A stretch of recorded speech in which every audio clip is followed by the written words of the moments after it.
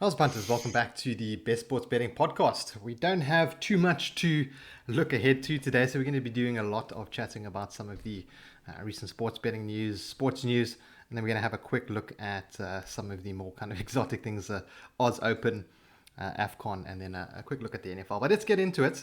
Simon, pretty hot weekend down in Cape Town. Sure, it was a stinker. I was actually just we were just talking Rob before the podcast, and it was the hottest day on earth on Sunday in South Africa in Cape Town. So you can imagine. I mean, there are a lot of hot places in the southern hemisphere, and any single country who was experiencing summer on Sunday didn't have it as bad as we did. So yeah, it really was a scorching weekend, but also a really scorching weekend for South African sport. Oh, whoa, Um, some crazy results, eh? Like, Really um, great. I mean, the Proteas wrapped up the series against India, the ODI series 3-0. amazing. Look, I mean, obviously, what were they for the first one? Like 2.5 or something. yeah, I mean they did really well. I mean, look, the third match was obviously it was for nothing because we'd already won the series 2-0. But after winning the test match series 2-1, I mean to go and beat India 3-0 is quite something. So we won 5 out of 6 matches. And unfortunately, the T20 series, which would have been 5 matches, which would have started tomorrow, has actually been postponed until the 9th of June. So probably best for India, though. I think they probably need to go home and regroup and kind of think what's happened since Kohli left, because, well, not Kohli left, but since Kohli, dropped his captaincy, because things just don't seem very good for them at the moment. Yeah, I'm sad that the T20 got postponed because I enjoyed the ODIs, but I was really looking forward Mm, to some T20 kind of, yeah, it's two mindless hours on the couch. Um, absolutely. but yeah, disappointing, but great for South Africa. Fantastic results. I would never have guessed we would have won that series 3-0. I didn't even think we'd No win that ways. series at all, to be honest. But fantastic result for a very kind of young ODI side. Yeah, and then the other big result, of course, was South Africa, who've won their fifth consecutive rugby sevens title now, and that was in Malaga, and they played against Argentina in the final, which we can talk. We'll break down a little bit further just now. But yeah, all around, very very nice results for South Africa, and yeah, so sizzling day in Cape Town, and South Africa, and a nice hot day in South African sport too. Yeah, let's unpack that sevens tournament, or the final rather. I Mm. think South Africa were really big favourites. I looked at the cap. I didn't watch the game. I just saw the highlights, and I remember looking at the cap, and it was pretty big. I think it was like, I'm pretty sure it was double digits. Yeah, I think it was around 11 and a half. Argentina they actually came into the tournament the second seed. So, not necessarily surprise finalists, but yeah, I mean, we got a first round bye against Fiji, which is obviously a big advantage. Mm. We can't ignore that. And of course, New Zealand weren't playing in the tournament due to COVID. So, obviously it was missing two big teams. Can't deny that. But I mean, the fact we only conceded one try before going into the final against Argentina, to me, is just testament to how good this team is. I mean, in sevens, to not concede a try in any Mm. game is quite something. But to go and play 5 games without conceding a try is quite, well, only conceding one try at least is quite something. The final was a very good match, actually, and Argentina got on the board first, and then the kind of two teams just traded points right until the end. It was just kind of try from either side, and then eventually Zane Davids broke through the Pumas defense, and he kind of got a runaway try in the dying minutes, which sealed the deal for the Blitzbokke. All right, so nice win there for the Blitzbokke. A nice win for the Proteas. Then we had some EPL over the weekend, Simon. I think that's what Mm, most listeners are interested in. Big result yeah, there for me is that Newcastle picking up a surprising away win at Leeds. That yeah. Jonjo Shelvey goal, that free kick. Yeah, he's a player I've always really enjoyed, even going back to the days when he used to play for Liverpool. Love him. I just think he's got such a great Character. attitude to, yeah, Mm. an attitude, and he's just so aggressive He's on a the pitch. scrapper. And yeah, I mean, we managed two draws in our last matches, so obviously picking up 2 points there and then a win. So that actually keeps us, well, we 1 point away from being safe from relegation now. It's obviously still early days, but that's is showing some signs of promise for Newcastle. We can maybe avoid relegation, which would Mm. obviously be is very very important in terms of the new ownership and rebuilding the team and so on. So let's hope that we can keep picking up the odd point here and there, just enough to keep us above that relegation zone. And it's good to see Trippier and Wood settling so well. But we Mm, definitely need a few more transfers. And I know that they've been absolutely. struggling to kind of land targets. Yeah, there were also some surprise results. I mean, Arsenal drew 0-0 at the Emirates against Burnley. Yes, Um, that would see. So I would have got. I didn't have any bets this weekend, believe it or not. I was too busy to get anything down, and if I had, I would have got absolutely slaughtered. like, yeah, just looking at the results, Everton losing at home to Aston Villa. That was a very cool match. That was like a kind of. I don't know. There was a lot of other stuff going into that match. Everton sacking their manager, yeah, Stevie G, all of that. yes, Then Brentford, I thought Brentford would get a result against Wolves. They lost 2-1 at home. yeah. Then United beat West Ham, which that was the only one that I sort of expected. Yeah, unfortunately, that was so we had. I mean, I had two bets going on the weekend in the EPL. One was both teams to score in United West Ham, which didn't come through, but we did land the under 2.5 goals in Chelsea's 2-0 defeat over Spurs. So we kind of had one win, one loss there. So no harm done, I suppose. But Yeah, I think the biggest surprise perhaps was Man City drawing 1-1 1-1. against Yeah. against Southampton. That was away from home. It's still a very shock result. Yeah, that was. I think that busted lots of coupons, but City absolutely dominated that game. So like, Mhm. don't read too much into the fact that it Yeah, was a draw, in my opinion. I mean, it was like 75% possession, like 20 yeah, shots. Like Southampton were nowhere. They managed to get a goal. yeah. It's one of those games. So I'm not reading too much. That's more of like a hiccup. I don't want to say City played badly. They should have scored more, but Oh, yeah, 100%. what can you do? And then yeah, going to Sunday games, I thought that Chelsea were going to beat Spurs quite comfortably, and they did. Then Leicester drawing with Brighton, Liverpool beating Crystal Palace quite comfortably, and then obviously the Arsenal dropping what I consider 3 points Mm, at home 100%. I to mean, Burnley. especially playing at home to Burnley. I mean, that's the fact there were no goals in that match is Yeah, just it's very yeah, strange. I mean, that would Arsenal have. and Burnley. I mean, come on, I like mean, that must have been about 1.55, the over 2.5 there, or so there or thereabouts. So the fact that it was a 0-0 draw, I mean, that's just a very very strange yeah, but result. but once again, it's the same kind of result as the City game where Arsenal absolutely dominated. I mean, I think I'm Mm, looking at 76% possession, 20 shots, only 5 on target, which was their problem. But yeah. dominant display by Arsenal, but just couldn't get the ball in the back of the net. But yeah, once again, I'm not reading too much into that one. Hopefully that does affect their price. But we've got the break coming up now. So I Yeah. think Newcastle have jetted off to Dubai to go play some games there. So we're not going to have any previews coming up for that. So let's chat a bit about the Aus Open, the Djokovic-less Aus Open. Mm. Yeah, so I mean, I haven't watched as much of this Australian Open as I normally do. The morning are my sort of power hours in terms of work. So most of the matches have been finished by around lunchtime in SA. There've been a couple of later afternoon ones. So I've caught the odd one, but I must say I haven't watched nearly as much as I wanted to. But yeah, the quarterfinals are now underway in both the men's and the ladies. So far, Rafa Nadal, Ash Barty, and Madison Keys have all already booked their places in the semis, in the men's and ladies respectively. There's which I think is going to be a very intriguing match happening as we record this, which is just after 12. So perhaps by the time the listeners get this, it might be still underway or possibly finished. But that's between Gael Monfils and Matteo Berrettini.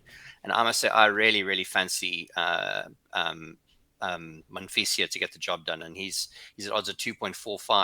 Well, he's He's he's just 3.6 now. He's 3.6 now. Okay, well, obviously he hasn't had. They in the first set. He's down 3-4. Okay, so he obviously hasn't had the best start. Well, you Palem. know that's even better. Look, I mean, the thing is with going down one break in a 5-set match is really not a big deal necessarily. But Berrettini, look, he's a stronger, higher ranked player. But Monfils is honestly in some of the best form we've seen him in a long time. And not only that, Berrettini hasn't really looked his normal self. He's actually played 4 sets in all but one match, so he's played some very weak opponents and dropped a set. So I must say, regardless of the starts that he's got, I still think Monfils can pick up a win here at quite juicy odds. But looking at the tournament sort of overall, on the men's side, of course, look, Daniel Medvedev looks rock solid. I'll honestly be very surprised if anyone stops him from winning the title, of course, without Novak around. I don't think Nadal's going to have the legs. I just think he looked very, very tired against Shapovalov today. It took him 5 sets to beat him. And Tsitsipas just also doesn't look his usual self. So, I mean, I think there's maybe a chance Yannick Sinner could make the semifinals and play Medvedev. But then I think that'll probably also be quite a one-sided affair. I would love a Medvedev Monfils final. That's what I'm really, really hoping for. But yeah, I think Medvedev is without a doubt the player to beat. He looks really, really, really good. I mean, he's just unflappable. I mean, even with Nick Kyrgios and all his silly antics, he just just stood out there in the court, just cool as a cucumber. I just think he looks so determined. He's such a mature player. I would be very, very surprised if he doesn't win this year's Open. And on the ladies, yes. And anything on the ladies' side? Have you? I must say, I just haven't seen enough. I really haven't. As I said, I've watched far less tennis than I wanted to, and when I've had a chance, I've always watched the men's games just because I do favor them. I don't know as much about women's tennis. I do know quite a bit, but not as much. So I haven't watched a lot of the ladies. So I really don't want to make a judgment call there. But it looks pretty. I mean, it's kind of chalk at the moment. I mean, you got Barty going through, you got Keys going through, both expected quarterfinalists. So we'll see what happens tomorrow. All right, then we've got the NFL playoffs, which, as I said, the last couple of podcasts I've really not been following. I think it's sure the last couple of years, COVID has just kind of killed off the NFL. We've spoken about this a few times. But, yeah, 100%.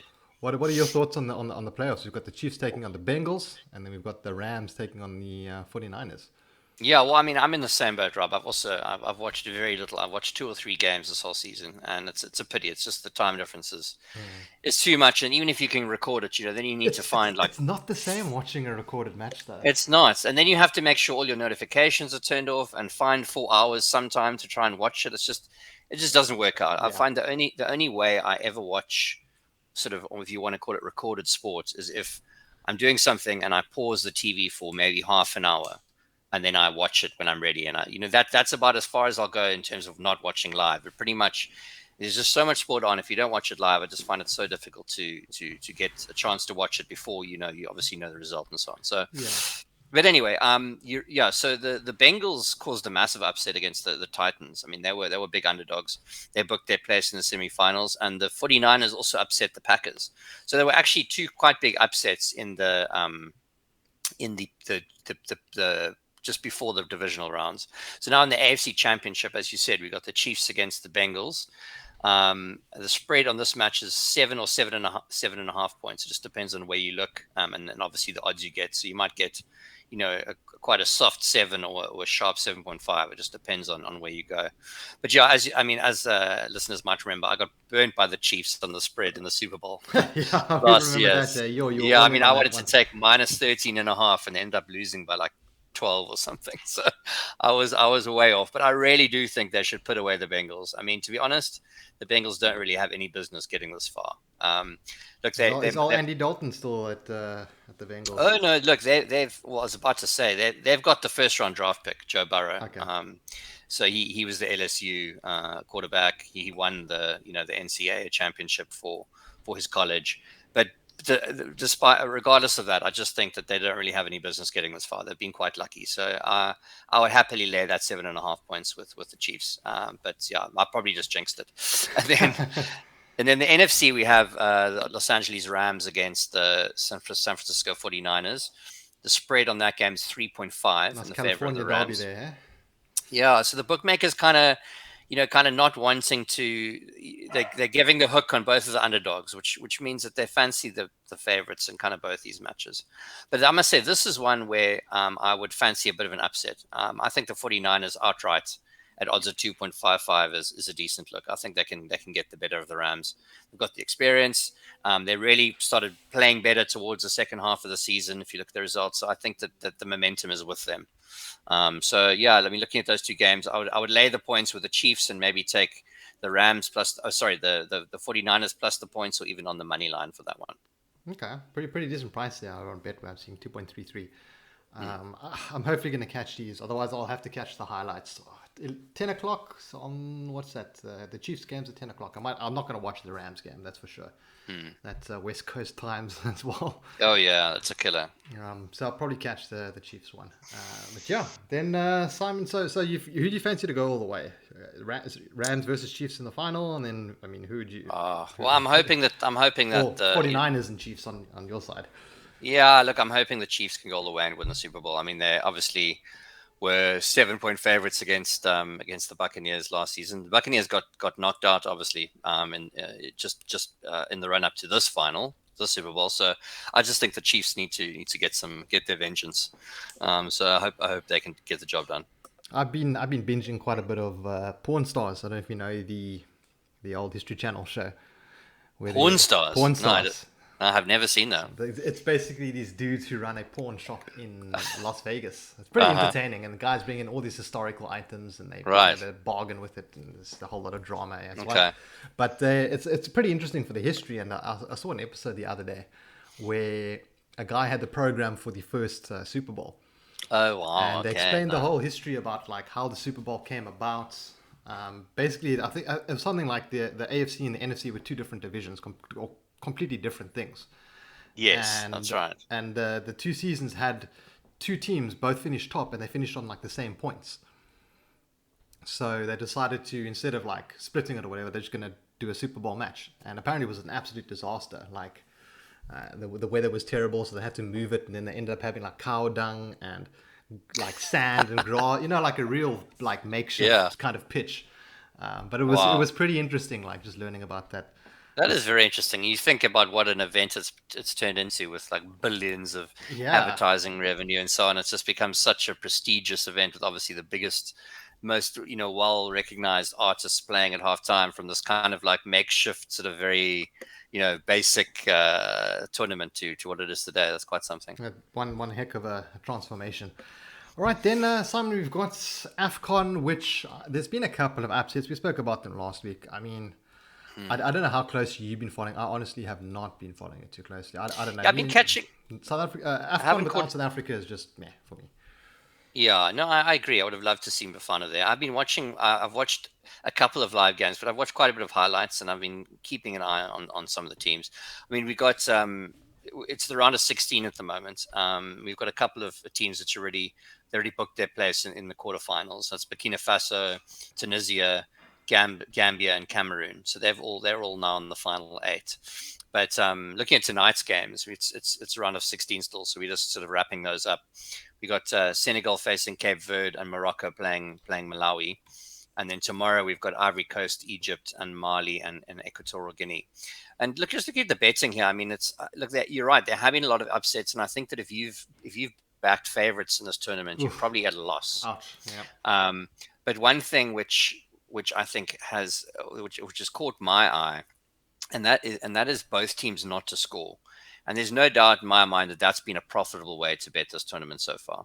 Because not only have many of the favorites won to 0, and obviously, as I said, there are plenty that have lost too, but most of the favorites that have won to 1-0, but also underdogs have also upset favorites without conceding. So you have a team at odds of like 3.5, quite often beating the favorite at say even money to 0. So underdogs have been winning to 0 just as much as favorites winning to 0. Obviously, underdogs winning to 0 come with much better odds. But anyway, so in tonight's games, I think I'll back both teams not to score in both matches in a multi-bet. And you can get that at odds of 1.82. So basically, obviously then you're covering the fact that there might be an upset, but either team to win to 0, in both matches at odds of 1.82. And then maybe if that bet wins, I might do the same for the round of 16 matches taking place tomorrow as well. But I think that's quite a neat way of attacking these games. I'm just putting those into my bet slip. I quite like that. See if I can both teams to score no. So you're getting about 1.32, 1.38. So you're going to get about 1.82 on those. Yeah. Okay, not bad. Yeah. So I think that's it's quite a nice way to attack these games because they have been rather unpredictable. But they really haven't been that many games where both teams have actually scored. All right, so that pretty much wraps up our podcast. There's not too much else going on in the world of sport. There's some stuff going on with Spina Zonke. There's a couple of new games. I know you've also been writing about them, Simon. They were up very briefly like 2 days ago, and I made a quick video, and then Hollywoodbets subsequently took it down, and it's not up there anymore. But it's going to be coming. There's no reason for them to add it and then remove it. I think it's just some integration issues, and And Yeah. you've had a look at the providers. I think it was what, Red Tiger Dragon or something, or was it? Yeah, so so the two the games are going to be coming from Netent, which is a very very big and well known provider. I think I mean, are they owned by Evolution?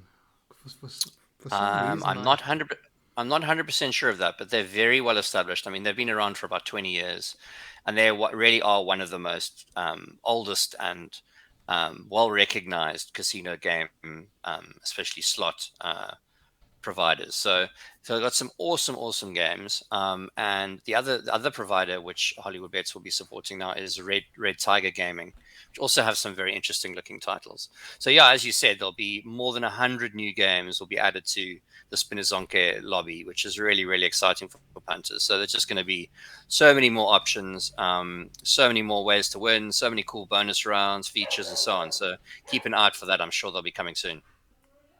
Yes, that's going to be fantastic. I'm really looking forward to actually getting stuck into some of those because it's look, I've seen the games before, but it's one thing watching the games and it's another thing actually playing them for yourself and checking them out for yourself. And there's just so many. I don't know how I'm going to find the time, to be honest. So I'm probably going to have to stick to just a couple of them. But hopefully we can get hopefully Hollywoodbets can get that sorted soon, so we Yes. can get that maybe our next live stream we can have a look at something like that. But Yeah, that'd be awesome. But yeah, guys, thanks for tuning in this episode. Simon, thanks for coming in as always. Not too many bets this week, really. What's your best bet? Yeah, I think. Well, I must say, regardless of what's happened, I mean, again, this is going to be too late for the listeners, I suppose. But I fancy Monfils. I'm not even going to look at the score until we're done here, but I still fancy Monfils. He's almost he lost the first set. He lost the first set. So Okay, well that's even better. Take him at 3-1, whatever his odds are right now. But I must say I think that if you're wanting to bet on the Australian Open, I honestly think Medvedev, even at just under even money, is a pretty solid bet. He looks really good, and this is just the perfect time for him to peak. Obviously, with Djokovic not there. Other than that, I mean, I would have loved to have bet on some SA vs India T20 cricket, but unfortunately, that's not around. I think you can't really go wrong by backing the Chiefs at -7 or 7.5 points. Obviously, if you can get the -7, that would be a better number. But yeah, I think those would be my two bets of the weekend. Okay, Or cool. of the next few days at least. Yeah. I'll definitely get involved in some of that action. And just as we're talking, I'm just having a look over on Betway, and you can actually live stream the Aus Open games. I did not know that through Betway TV, and I've got it live on screen at the moment. Very cool. I knew about Betway TV, but I did not know that I could live stream something like the Aus Open on there. So Yeah, look, I mean, they often don't have things that you would expect them to. So I've actually kind of like stopped looking to see what's available. It's good to know that they've got obviously some good ATP tennis, and I think you can catch quite a lot of football in there as well. yeah, I think some of the European leagues they have on there, but I mean, looking today, they've got quite a few of they've got quite a bit of tennis on. They've got some bowls, they've got some volleyball, they've got some table tennis. I'm not really interested in any of those, but yeah. Yeah. But anyway, guys, let's wrap it up there. Thanks for tuning into the episode. We'll catch you in the next one. Hopefully for the Cape Town guys, it's not going to be as hot as the last week. If it is, I suggest you go sit in the bath and put a wet towel around your head. But we'll catch you in the next one. Have a good one, guys. Cheers.